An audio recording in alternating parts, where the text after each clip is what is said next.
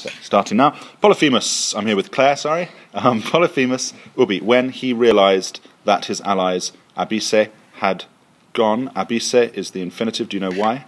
Because it's an indirect statement. It is an indirect statement. Good. Do you know what tense of the infinitive it is? The past, I think. Yep. Perfect infinitive. Perfect active infinitive. Impulsus, having been driven by anger and by madness. Where have we seen these anger and madness ideas recently, Claire? In the Aeneid. In the Aeneid, absolutely right. Good. Having been driven. Impulsus is an example of what? What are they called? The ablative absolutes, isn't it? Is it ablative absolute? Oh, no, it's not. It's a perfect... a perfect passive...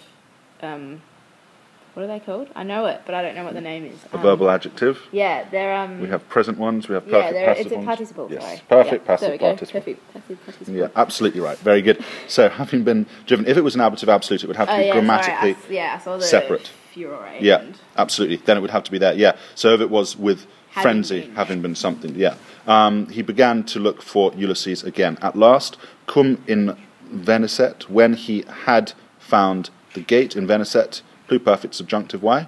Temporal clause. Temporal clause. He moved the rock by which it obstructa erat. What tense of the passive is that? By which had been blocked. Pluperfect. Pluperfect passive. Good.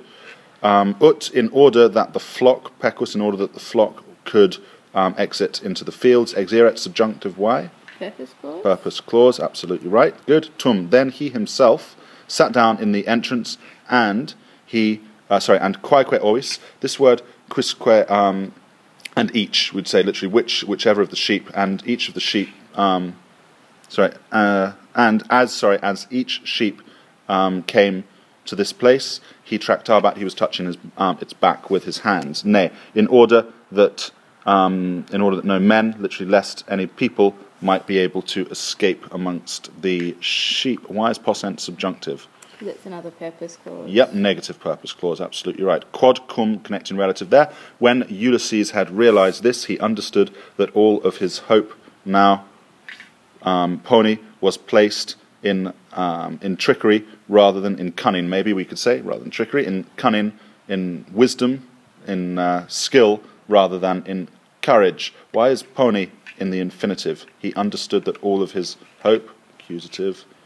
Because it's another indirect statement. It's another indirect statement, absolutely right. That all of his hope left in skill rather than in trickery. Itaque, and so he came upon this plan. First, he chose the three fattest sheep which he saw, or the three fattest ones that he saw from the sheep,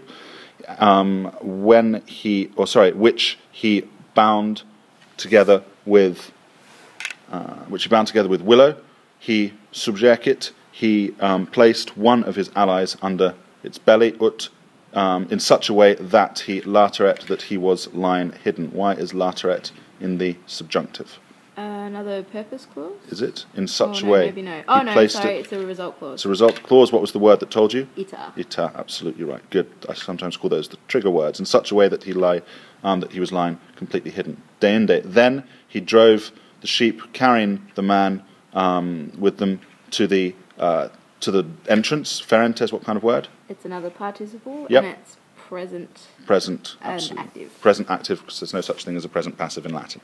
Yep, we would use a gerundive there if we wanted that. Id accidit, it says in the notes, it happened, quod, which he had suspected it was fore going to. Fore is the alternative form of futurum esse, and it comes up quite a lot. So fore, same as futurum esse. It's not very clear to read, but that's going to be it. So it does come up quite a lot, especially in indirect statements. Not that this one is an indirect statement. I don't think this is. No, it isn't. No. So it happened as he suspected it was going to. For Polyphemus, after he felt the backs of the sheep with his hands, passus est, allowed them to pass. Passus est looks passive but is active. Why? It's a deponent verb. It's a deponent verb. Good. Ulysses, when he saw that things had happened so fortunately, venice, when he saw things to have happened. Why do you think that's the infinitive, perfect infinitive? He saw things to have happened. He saw the matter to have happened. Is it because it's, I don't know, is it indirect? It is indirect statement, isn't it? That? Yeah, he saw that it had happened. Yeah, that he saw the matter to have happened. Yeah. Rem means means, some people say thing or matter. Matter is normally better than thing. Thing is a Viking word, which means an assembly. That's where the word thing, there you go, Claire. Every year, Vikings would have a thing to talk about their feuds and things like that, and the thing was like an assembly they would have together. Matter is better. There you go, indeed. Ulysses, when he saw that the matter had worked out so fortunately, sent out all of his allies in order, ex ordine, in the eodem modo, in the same way. Quo facto, having done this, literally with which thing having been done, would make it sound better than that. We'd just say, having done this, he himself escaped last. Quo facto is an example of what? An ablative absolute. An ablative absolute. What's the moral of this story, Claire? That you have to use that that bravery can sometimes be better than just, not bravery, what am I saying? Doing things logically is better than just running in with passion. You have to think things through before you do it. There we go. Dolo rather than virtute. That's Claire's lesson for you all. Very well done, Claire. Thank you.